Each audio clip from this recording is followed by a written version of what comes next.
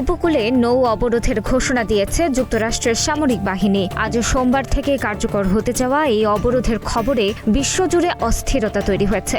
এর সরাসরি প্রভাব পড়েছে জ্বালানি তেলের বাজারে। একদিনেই তেলের দাম বেড়েছে প্রায় ৮% পর্যন্ত।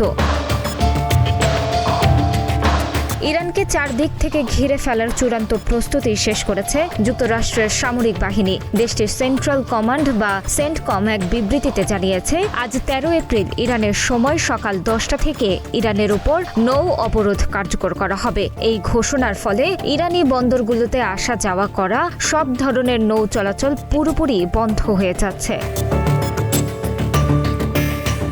মূলত পাকিস্তানি দুই দেশের প্রতিনিধিদের মধ্যে অনুষ্ঠিত আলোচনা কোনো ফল ছাড়াই শেষ হওয়ার পর এই কঠোর পদক্ষেপ নিলেন যুক্তরাষ্ট্রের প্রেসিডেন্ট ডোনাল্ড ট্রাম্প। সেন্টকমের নির্দেশনা অনুযায়ী পারস্য উপসাগর ও ওমান উপসাগরের সব ইরানি বন্দর এবং উপকূলীয় এলাকায় যাতায়াতকারী যে কোনো দেশের জাহাজের উপর এই অবরোধ সমানভাবে কার্যকর হবে।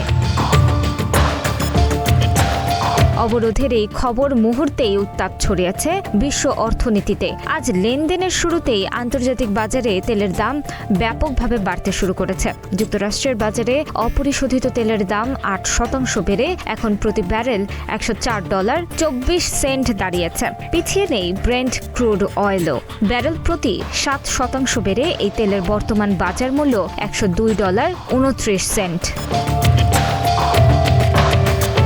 অথচ গত শুক্রবার ইসলামাবাদে বৈঠকের খবরের মধ্যে এই দাম কিছুটা কমে ব্যারেল প্রতি $৯৫.২০ নেমে এসেছিল। গত ২৮ ফেব্রুয়ারি ইরান যুদ্ধ শুরু হওয়ার আগে যেখানে প্রতি ব্যারেল তেলের দাম ছিল প্রায় $৭০, যুদ্ধের প্রভাবে তা কয়েক দফায় বেড়ে সর্বোচ্চ $১১৯ও ছাড়িয়ে গিয়েছিল। ডেস্ক রিপোর্ট, প্রতিদিনের বাংলাদেশ।